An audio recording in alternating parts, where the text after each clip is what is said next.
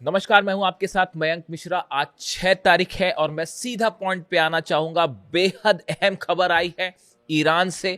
बताया ये जा रहा है कि ईरान के सुप्रीम लीडर मुस्तबा खामनेई साहब ने एक बहुत बड़ा ऐलान कर दिया है और ये ऐलान है ईरान के न्यूक्लियर प्रोग्राम को लेकर। सूत्रों के हवाले से जो खबर है, मुस्तबा खामनेई साहब ने इस बात को साफ कह दिया है कि ईरान अपना न्यूक्लियर प्रोग्राम नहीं रोकेगा। ईरान अमेरिका के साथ न्यूक्लियर प्रोग्राम को लेकर कोई बातचीत नहीं करेगा। ईरान अमेरिका के साथ न्यूक्लियर मुद्दे पर कोई डील नहीं करेगा। अब देखिए, ये फिर से एक संयोग है।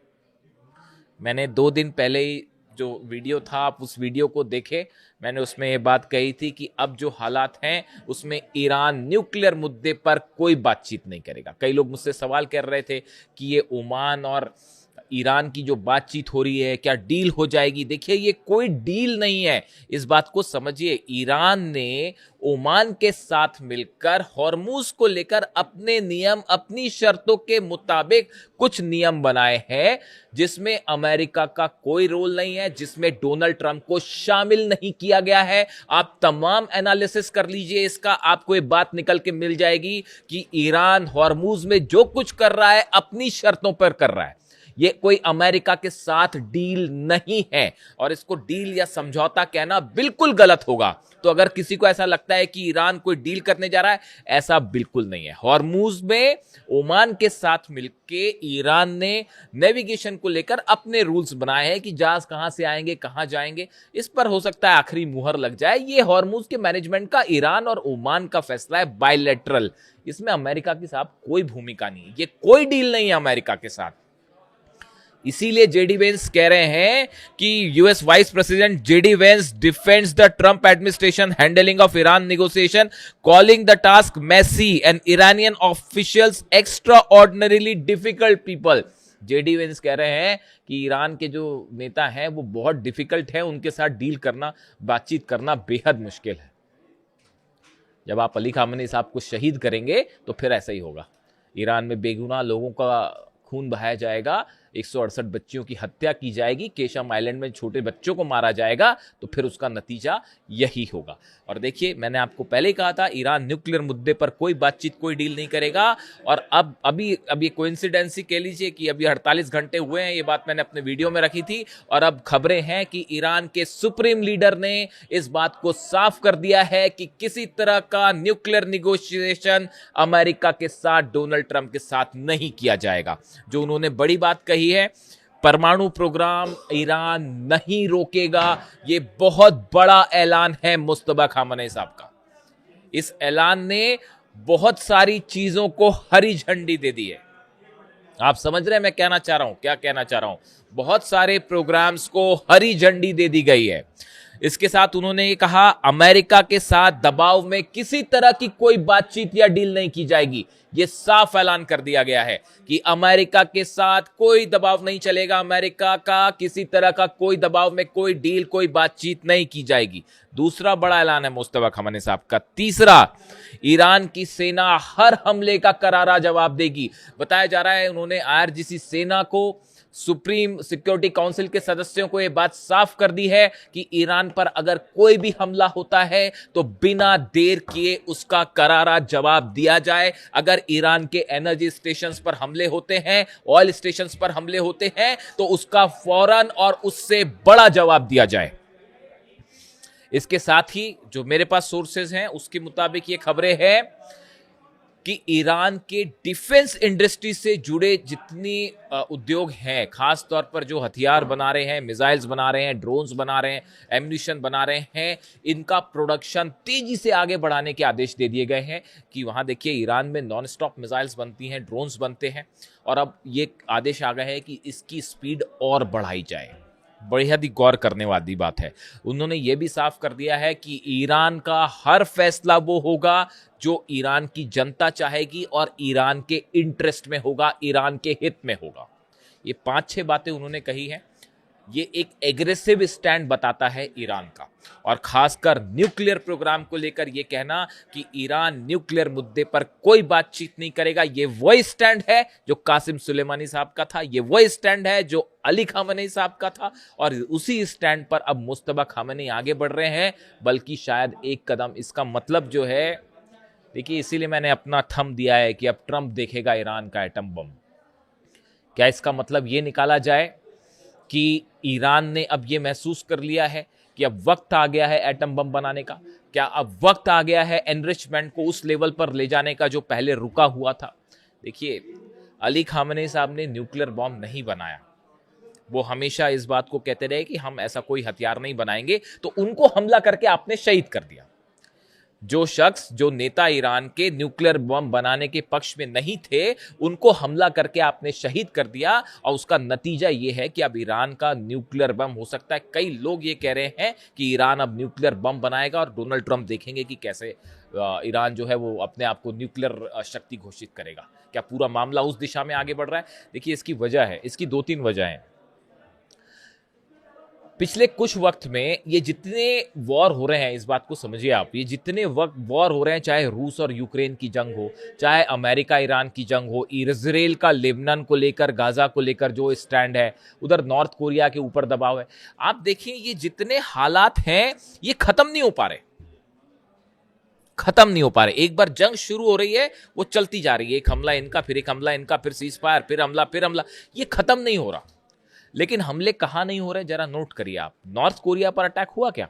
नहीं हुआ। क्यों नहीं हुआ? क्योंकि न्यूक्लियर बॉम्ब, क्योंकि डिटरेंस है। ईरान में अब बड़ा वर्ग ये बात को मान के चल रहा है कि ये जो बार बार का तमाशा करते हैं अमेरिकन और डिप्लोमेट्स, और जो इस तरह की बातें होती है कि बयान आते हैं कि अब जो है वो बातचीत होने वाली है, पहले पिटने लगते हैं तो बोले साहब बातचीत कर लेते हैं, फिर हमला कर देंगे, फिर बातचीत कर लेंगे, फिर कभी हॉर्मुज पर हमला कर देंगे, फिर कभी नेवल ब्लॉकेट कर देंगे, फिर कहेंगे बहुत अच्छी बातचीत हो रही है। इसको अगर खत्म करना है, ईरान के ऊपर 30 साल से जो सैंक्शंस लगे हैं, अगर इसको खत्म करना है तो ईरान का एक बहुत बड़ा वर्ग ये मानता है कि एटम बम बना लिया जाए, एटम डिटरेंस घोषित कर दिया जाए, एटम बम जो है उसका परीक्षण कर लिया जाए, ताकि मामला ही खत्म हो। उसके बाद पूरा समीकरण बदल जाएगा। ये मुस्तफा खामेनी साहब का जो बयान है वो कई बातें शो करता है कि अमेरिका की ये पॉलिसी कि ईरान को दबाया जाए, हमले करके झुकाया जाए, दबाव डाल के न्यूक्लियर डील करवाई जाए, ये पॉलिसी पूरी तरह से डोनाल्ड ट्रंप की फेल हो गई है। पहले दिन से हम ये बात कह रहे थे कि अली खामेनी साहब को किसी कीमत पे आप उन पर दबाव नहीं डाल सकते। वो ईरान के सुप्रीम लीडर हैं, और देखिए मैं बार बार इस बात को पूछता हूं कि वो उन्होंने अपने जीते जी, जब तक वो हमारे बीच रहे, वो जिंदा रहे, उन्होंने अपने रहते रहते ईरान के लिए वो पॉलिसीज बना ली कि आने वाले कई सालों तक कोई ईरान को छू भी नहीं सकता। उन्होंने ऐसी बुनियाद बना दी जिसके ऊपर अब जो ईरान खड़ा हुआ है उसको ना अमेरिका हरा पा रहा, ना इजराइल हरा पा रहा, ना अरब देश हरा पा रहे, ना यूरोप हरा पा रहा, ना कोई सैंक्शंस काम कर रहा, ना हॉर्मुज। सब करके देख लिया, बमबारी करके देख ली, टॉम हॉक मार के देख ली, F-35 मार के देख लिए, जंग करके देख ली, सैंक्शन लगा के देख लिए, लेकिन अली खामेनी साहब ने ईरान को उस किले में बदल दिया, मजबूत किले में, जिसको कोई नहीं जीत सकता। ये योगदान है इतिहास में अली खामेनी साहब का, जो हमेशा याद रखा जाएगा। कम से कम मैं जितना समझता हूं, देखिए 20-25 सालों से मैं इंटरनेशनल रिलेशंस को एनालाइज कर रहा हूं, और जो मेरा आकलन कहता है उनके बारे में, इसीलिए मैं बार बार कहता हूं कि he was not only a supreme leader, but he was one of the best military commander the world have ever seen. बेहतरीन मिलिट्री कमांडर थे। आप उनका विजन देखिए, और उसी रास्ते पे अब मुस्तफा खामेनी बल्कि उनसे एक कदम आगे बढ़ के चल रहे हैं। अच्छा, एक बड़ी इंटरेस्टिंग बात और है, मैं थोड़ा इधर उधर हो रहा हूं आपसे, एक बड़ी इंटरेस्टिंग बात है। कल मैंने खबरें पढ़ी कि ईरान के राष्ट्रपति पेजेश्कियान साहब की सीक्रेट मुलाकात हुई मुस्तफा खामेनी से, और उनको एक कार में ले जाया गया, और कार में ले जाके कार के 2 डिस्टेंस में, मतलब आगे और पीछे हिस्से के बीच में पर्दा लगा हुआ था।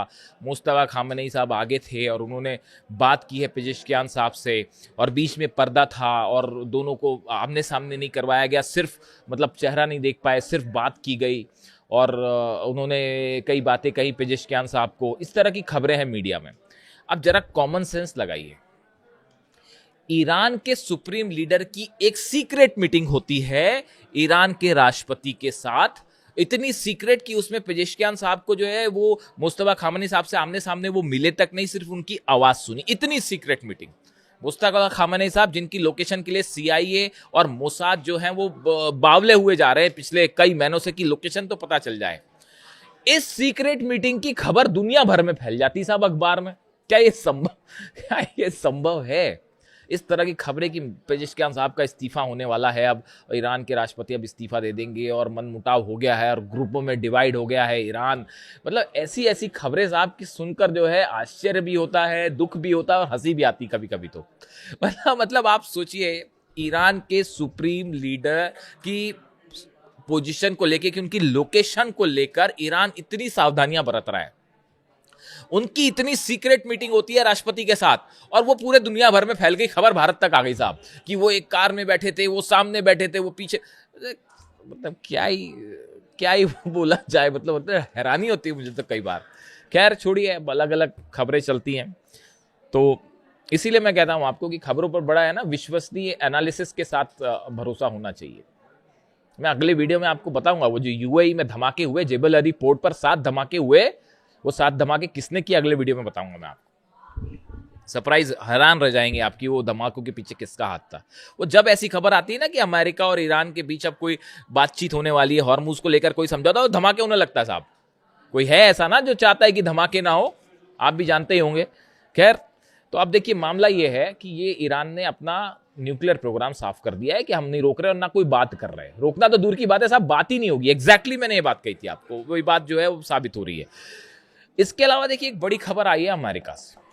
अमेरिका ने अपनी परमाणु हथियारों की नीति में बदलाव किया है और अब अमेरिका छोटे टैक्टिकल न्यूक्लियर बॉम्ब्स यानी छोटे परमाणु हथियार बनाएगा। हालांकि ये रूस और चीन का हवाला देकर बनाए जा रहे हैं, लेकिन उसमें ईरान का भी बहुत बड़ा सिग्निफिकेंस रहेगा। देखिए ये जो खबर है पहले ये देखिए, the pentagon is developing a new US nuclear strategy in the case of a regional war with China और रशिया। उन्होंने कहा है कि चाइना और रूस के साथ कोई रीजनल वॉर होगा तो इसके लिए हम अपनी स्ट्रेटेजी बना रहे हैं। चीन और रूस के साथ रीजनल वॉर हो सकता है, पहली बात तो मैं तो मतलब कई क्या ही कहा जाए, अब क्या रीजनल अमेरिका और रूस का रीजनल वॉर साहब कैसे हो सकता है? चाइना और अमेरिका का रीजनल वॉर होगा, वो वर्ल्ड वॉर हो जाएगा वो। खैर फिर भी चलिए, the US is updating its nuclear strategy emphasizing short range tactical weapons. मतलब अमेरिका अपनी स्ट्रेटेजी चेंज कर रहा है और short range tactical nuclear weapons बनाएगा। The goal is to prevent a conventional war from escalating into a nuclear one. अब ये छोटे न्यूक्लियर बम बना के एक साधारण जंग परमाणु जंग में ना बदल जाए, इसको रोकने की कोशिश छोटे न्यूक्लियर बम बना के की जाएगी। तो मेरी समझ के तो बाहर है। अब ये छोटा न्यूक्लियर बम, जो टैक्टिकल न्यूक्लियर बम क्या होता है, उसको अगर आप एकदम सरल भाषा में समझें तो एक छोटा न्यूक्लियर बम होगा जिसमें बहुत बड़ा धमाका नहीं होगा। मतलब ऐसा नहीं होगा कि किसी देश पे डाला तो पूरा देश तबाह हो जाए। एक छोटे लिमिटेड हिस्से में न्यूक्लियर बम से धमाका होगा और इसमें यूरेनियम का भी इस्तेमाल होता है बम में, और एक लिमिटेड एरिया में उसका रेडिएशन होगा। लेकिन साहब रेडिएशन तो होगा, समझ रहे हो आप? मतलब आप ये एक ऐसी बात कर रहे हैं, आप इसका इस्तेमाल करने का कोई सवाल ही नहीं उठता। आप छोटा न्यूक्लियर बम फोड़ें चाहे बड़ा न्यूक्लियर बम फोड़ें, उसका नतीजा वर्ल्ड वॉर होगा। और मिनट्स भी नहीं लगेंगे कि नॉर्थ कोरिया से जो है मिसाइल दाग दी जाएंगी, रूस से मिसाइल दाग दी जाएगी, चीन से मिसाइल दाग दी जाएगी। This is just a failure policy. ये आप इस तरह की बात करना कि हम छोटे न्यूक्लियर बम बनाएंगे और इससे कोई बड़ी जंग रोक देंगे, आप छोटा बड़ा कुछ भी करिए, आपने अगर न्यूक्लियर बटन दबाया, सामने वाला देश रूस, पुतिन नहीं वेट करने वाले, ना जो है वो चाइना वेट करेगा, ना नॉर्थ कोरिया वेट करेगा। पता नहीं दुनिया में क्या क्या हो जाएगा। तो मेरे हिसाब से तो ये पॉलिसी अजीबोगरीब है बहुत ज्यादा। लेकिन जिसने भी अब जो सोच रहा है इस पर, तो फिलहाल अमेरिका इस पर काम कर रहा है। इसके बाद ये सवाल उठने लगे अचानक कि क्या ईरान के लिए ये बनाया जा रहा है? तो ईरान पर आप न्यूक्लियर बम फेंकेंगे तो ईरान क्या करेगा फिर उस दौरान? ईरान क्या करेगा उस समय? ईरान जवाब देगा ना उसका। तो फिर इजराइल का आप जो है वो न्यूक्लियर स्टेशन जितने हैं वो कैसे बचेंगे? आप भी सोचिए जरा, अरब के ठिकाने कैसे बचेंगे?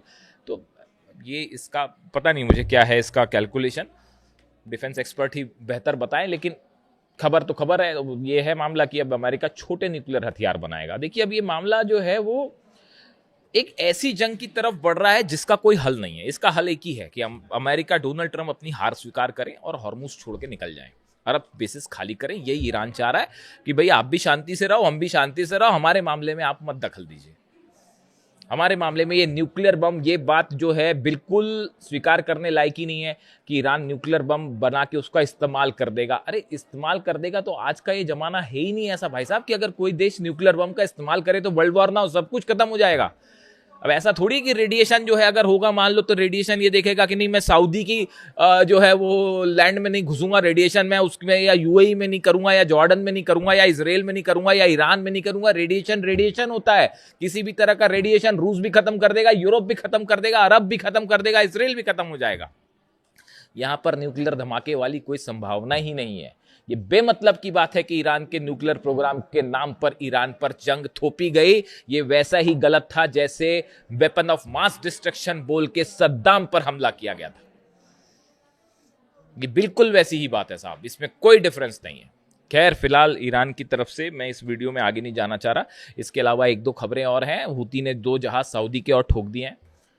2 और जहाजों में धमाके की खबर है। कल तक 8 थे, आज के 2 और लगा लीजिए, 10 जहाज सऊदी के जला चुका है हूती। 2 जहाजों पे धमाके की खबर है। वैसे ही हॉर्मुज में भी जो 2 जहाज जो हैं वो ठोक दिए गए हैं और निश्चित रूप से ईरान की तरफ से ठोके गए। 2 जहाज हॉर्मुज में जले हैं, 2 लाल सागर में जले हैं, 2 सऊदी के जहाज हैं, 2 ये जहाज हॉर्मुज में किसके जलाए गए हैं, जैसी जानकारी आएगी वो मैं आप तक पहुंचाऊंगा।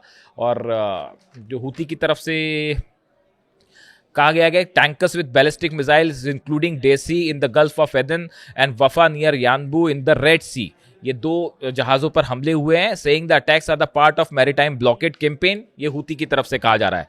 The group warned that the Saudi linked vessels would not be allowed to transit any key waterways until its demands are met. Houthi की तरफ से कहा गया जब तक हमारी शर्तें पूरी नहीं की जाती, हमारा जो ब्लॉकेड करके रखा है सऊदी ने खत्म नहीं किया जाएगा, तब तक हम ठोकते रहें। और इस बीच ईरान की तरफ से न्यूक्लियर पॉलिसी का बड़ा ऐलान, जो अब इस मामले को एक बड़े ऐसी जंग की तरफ धकेल रहा है जो बेहद खतरनाक हो सकती है। वीडियो कैसा लगा कमेंट करके जरूर बताइए। आपके हर कमेंट में पढ़ने की कोशिश करता हूं। Thank you so much.